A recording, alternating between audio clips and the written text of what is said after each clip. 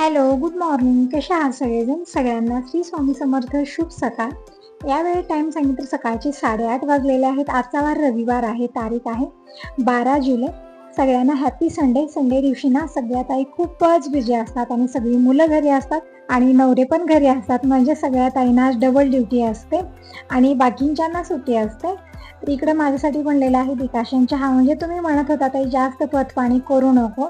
म्हणजे कधी दुधाचा चहा घेत जा आणि कधी कोरा चहा घे. म्हणजे तुमच्याकडे याला कोरा चहा असं म्हणतात असं म्हणत होता तुम्ही. तर हो, कोणी कोरा चहा म्हणतो, कोणी डिकॉशन म्हणतं. तर कधी अधूनमधून दुधाचा पण घेत जा, कधी कोरा चहा घेत जा. जास्त पतपाणी ही ठीक नाहीये. तर तुमचं बरोबर आहे. खूप काळजीपूर्वक कमेंट करता. पण दुधाचा चहा घेतल्याने मला त्रास होत आहे. म्हणजे मी अगोदर बघितलेलं आहे. जसं मी दुधाची कुठली वस्तू खात आहे ना, खूप त्रास होतो. दुसऱ्या दिवशी म्हणजे ज्यावेळेस मी खाते, त्यावेळेस मला छान वाटतं, काही वाटत नाही त्या दिवशी. पण दुसऱ्या दिवशी खूप त्रास होतो. म्हणून मी आजकाल दुधाची कुठलीही वस्तू घ्यायचं बंद केलेलं आहे. चहा तर नाहीच नाही. बाकीच्याही कुठल्या वस्तू मी घेत नाही जे दुधापासून बनत आहेत. गुलाबजामुन बनवले ते पण मी फक्त एकच खाल्लेलं होतं. तर असो, इकडे मी आता बनवत आहे वरण आणि पोहे बनवायचे. आज रविवार आहे. प्रत्येक रविवारी पोहे, सुशेला, उपमा असा नाश्ता बनत असतो. त्यासाठी कांदा, टोमॅटो चिरून घेतलेला आहे. कढीपत्ता घेतलेला आहे खूप सारा आणि अगोदर मी वरण बनवणार. म्हणजे कसाही स्वयंपाक असो, अगोदर वरण बनतं. आणि इकडं चहा मी परत बनत ठेवला. म्हणजे जे अगोदरचा चहा केलेला होता ना, ते पिल्यासारखा मला झालाच नाही. त्यामध्ये साखर खूप कमी होती त्यामुळे.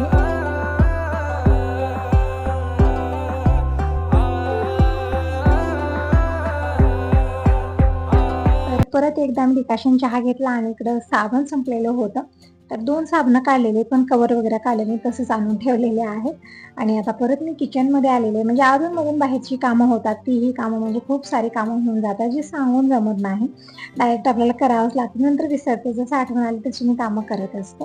तर थोडीफार बाहेरची कामं आवरून आली आणि आता वरणाला मी इकडं फोडणी देत आहे. त्यानंतर बाकीची तर कामं खूप सारे आहेत. कपडे आहेत.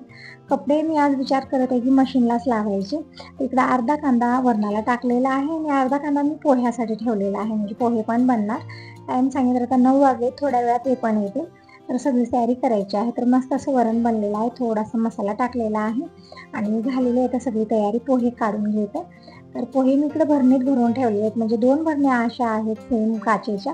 म्हणजे लोणचं घालण्यासाठी भरण्या मी घेतलेल्या होत्या. पण लोणचं खराब होत आहे. काचेच्या भरणीत लोणचंच राहत नाही. तसं तर स्पेशल या भरण्या लोणच्यासाठीच असतात. पण काय माहिती खराबच होत आहे. मी 2-3 वेळा ठेवून बघितलं, नंतर मी काढलेलं होतं. बुरशी पण येते. आता काय प्रॉब्लेम आहे काय माहिती. त्यामुळे एका भरणीमध्ये तांदूळ, एका भरणीमध्ये मी पोहे भरलेले आहेत. इकडे थोडेसे पोहे घेतले.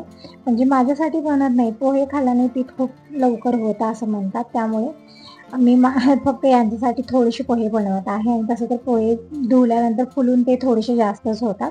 तर पोहे स्वच्छ धुवून घेतले 2 पाण्याने आणि इकडे कढईमध्ये तेल घेतलं. तेल थोडंसं जास्त पडलेलं होतं. पोह्याच्या हिशोबाने मी थोडंसं तेल कमी केलं. नंतर यामध्ये मोहरी, जिरं, कांदा, हिरवी मिरची, कढीपत्ता टाकलेला आहे. परतून घेतलेला आहे. कांद्याचा हलकासा कच्चेपणा गेला की नंतर टोमॅटो टाकलं, हळदी पावडर टाकलेली आहे. परतून घेतलं आणि हळदी पावडर बघू शकता अजिबात कलर येत नाही. म्हणजे समोर थांबून मी कोंब घेऊन हळद दळून आणलेली आहे. म्हणजे यामध्ये केमिकल वगैरे कसलंही मिक्स नाहीये. पण कलरच येत नाही कुठल्याही भाजीला असं होत आहे. तर आज जे वरण बनवलं मी त्यामध्ये मी खोबरं टाकायचं विसरलेले होते आणि शेवग्याच्या शेंगा पण टाकायच्या होत्या. नंतर इथे खोबरं आणि शेवग्याची शेंग टाकून मी भाजी बनवली. ही भाजी वरणात टाकली त्यामुळे थोडंसं घट्ट झालेलं आहे. असं इकडे मी ज्वारीच्या भाकरी बनवते. पोहे, वरण, भात सगळंच बनलेलं आहे आणि टिफिन पण भरून दिले यांच्यासाठी. आता फक्त मला भाकरी करायच्या होत्या तर भाकरी बनवते आणि त्यानंतर देवपूजा जी माझी राहिलेली कामं आहेत ते करूया. आणि काल मी डाळ, तांदूळ हे सगळं भिजत घातलेलं होतं तर ते पण मला वाटून ठेवायचं आहे. काही डब्बे इकडे थोडंसंच राहिलेलं आहे. यामध्ये बिस्किटचा चुरा राहिलेला होता. ते पण मी रिकामं करून घेतलं आणि सगळे डबे क्लीन करायचे, भरून ठेवायचे. आणि काल गुलाबजामुन जे बनलेले होते तसंच पातेलं उचलून मी फ्रीजमध्ये ठेवलेलं आहे. तर ते गुलाबजामुन मी डब्यात भरून ठेवणार आहे. म्हणजे दिनेश उद्या येणार आहे. तर दिनेश येईपर्यंत मला सगळं ते व्यवस्थित फ्रीजमध्ये ठेवायचं आहे. आणि पातेलं खूप स्पेस होतं ना फ्रीजमध्ये. आणि इकडे चहा पावडर पण संपलेली आहे. जितकी होती तितकी मी डब्यात काढून घेतली. आणि ही हळदी पावडर ना एकदम अशी आहे म्हणजे भाजीला कलरच येत नाहीये. म्हणजे म्हणत होते की सोबत हळदीचं कोंब आणि चक्की घेऊन फिरत होते एक भैया आणि त्यांनी समोरासमोर सगळ्यांच्या दळून दिलेलं आहे. सगळ्यांनी 1-1, 2-2 किलो हळदी पावडर घेतली. पण यांनी फक्त अर्धा किलोच आणलेले. म्हणत होते कशी आहे ते बघूया अगोदर. पण आता त्या खोंबात काही फरक आहे काय माहिती, अजिबात कलरच येत नाही. इकडे ते हळदी पावडर काढून ठेवली, चहा पावडर काढली, तर हे डबे भरून ठेवलेले आहेत संघ आणि बिस्किट पण मी खाल्लेलं आहे, म्हणजे चुराच राहिलेला आहे. तर म्हणलं प्लेटा ठेवल्या ते मऊ पण पडणार होतं, मुंग्या पण खूप लवकर येतात, तर म्हणलं खाऊन घेऊ. तर इकडे बिस्किट खात खात माझी कामं होत आहेत. तर इकडे जी तांदूळ आणि मेथीदाणा मी भिजत घातलेला होता, सकाळी मी भिजत घातलेला होता. इकडे सगळं स्वच्छ 2-3 पाण्यात धुवून घेतलेलं आहे आणि उडदाची डाळ पण 2-3 पाण्यात धुवून मिक्स केलं. पोहे पण आत्ता मी भिजत घातलेले होते, अगदी 5 मिनिटामध्ये पोहे भिजलेले आहेत. तर सगळे जिन्नस धुवून मी एकत्रच केलेले आहेत आणि आता पटकन ही मिक्सरला मी वाटून घेते. तसं तर आज काम करायचं मन नाही आहे माझं, सकाळपासूनच असं होत आहे, म्हणजे 2 दिवस झालं. आता पत पाणी तर खूप आहे, तरी पण माझं आज डोकं खूप दुखत होतं. आता काय खाण्यात फरक पडलं काय माहिती. काल मी गुलाबजामुन पण खाल्लेलं होतं, म्हणजे म्हणत होते जास्त पत पाणी ठीक नाही आहे, थोडंसं खात जा दुधाच्याही वस्तू, म्हणजे दुधामध्ये प्रोटीन असतं आणि दूध आपल्या शरीरासाठी खूपच चांगलं असतं, हेल्दी असतं. पण काय करणार, मला त्याचाच त्रास खूप होत आहे. इकडे सगळे जिन्नस मी मिक्स केले आणि मिक्सरच्या भांड्यामध्ये फक्त 2-2 पळी घेतलेला आहे आणि थोडंसं पाणी टाकून हे बेटर बनवून घेत आहे. एकदम छान बारीक वाटून घ्यायचं जमत का, पाणी कमी टाकायचं यामध्ये. तर इकडे दुसऱ्या बॅच मी वाटून घेतलेला आहे.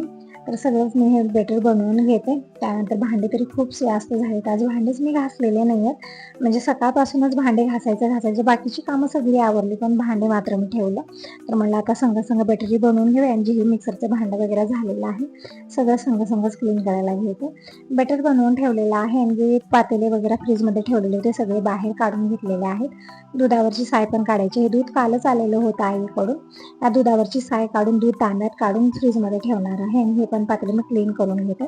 लाडू शेंगदाण्याचे मी बनवलेले होते गुरुवारी, तसंच प्लेटात मी फ्रीजमध्ये ठेवलेलं होतं, ते पण एका पॅकबंद डब्यामध्ये मी काढून ठेवलेलं आहे आणि गुलाबजामुन मी एका छोट्या डब्यामध्ये काढून फ्रीजमध्ये ठेवते, म्हणजे खवा ठेवला तरी राहणार नव्हता, पण गुलाबजामुन 3-4 दिवस तरी राहतील, म्हणजे दिनशेळीपर्यंत हे गुलाबजामुन मला ठेवायचे होते, म्हणून मी पॅकबंद डब्यात काढले आणि फ्रीजमध्ये ठेवून देते.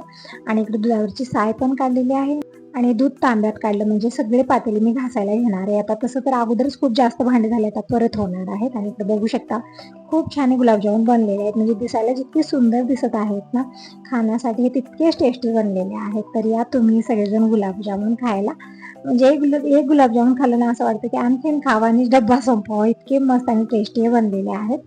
इकडे सगळेच भांडे मी जमा करून घेतलेले आहेत. आता सगळी भांड्यातला अगोदर मी खरकटं काढून घेते आणि इकडे घेतलेले भांड्याचं लिक्विड सगळी भांडी घासून घेते. फक्त चमच्यावर लिक्विड बस होतं इतक्या भांड्याला. मिक्सरचं भांडं जे आहे ना ते अगोदर मी स्वच्छ धुवून घेतलं, म्हणजे बेटर बनवलेलं होतं ते जास्त चिटकलेलं होतं, म्हणून अगोदर मी स्वच्छ धुवून घेतले भांडे आणि मगच घासायला घेतलेले आहेत. पटकन भांडे घासून धुवून घेतलेले आहेत मी. आता किचन मी स्वच्छ पुसून घेते.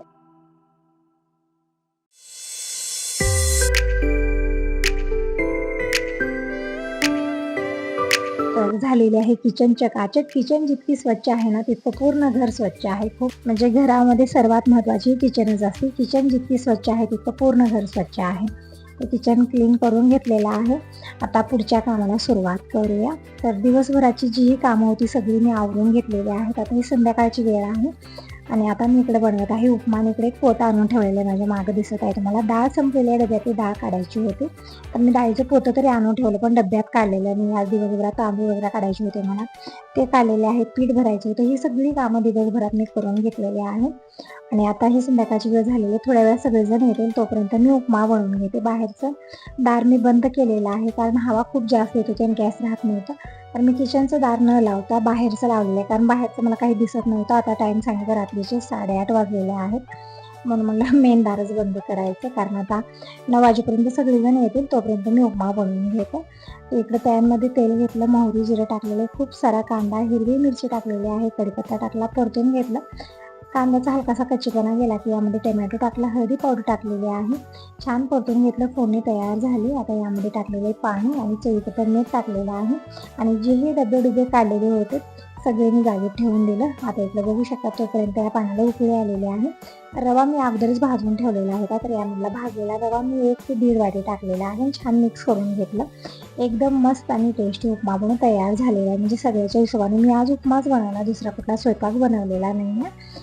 तर हाच होता आजचा व्हिडिओ. कसा वाटला नक्की सांगा. पहिल्यांदा बघत असाल तर चॅनलला सबस्क्राईब करा, लाईक करा आणि कमेंट करून नक्की सांगा. तर इकडे बघू शकता एकदम मस्त असा उपमा बनवून तयार झालेला आहे. तर छान मी मिक्स केलं. आणखीन थोडा वेळ कमी गॅसवरती झाकून ठेवते. एकदम मस्त उपमा बनून तयार होतो. आणि जे बेटर मी बनवलेलं होतं ते पण बघू शकता. अगदी 1 ते दीड तासामध्ये छान फुललेलं आहे. म्हणजे सकाळपर्यंत वेट करण्याची गरजच पडलेली नाही आहे. पण उद्या सकाळीच मी याचे डोसे बनवणार आहे. असं काही मग बाय बाय. टेक केअर सर्वांना. श्री स्वामी समर्थ. Good night.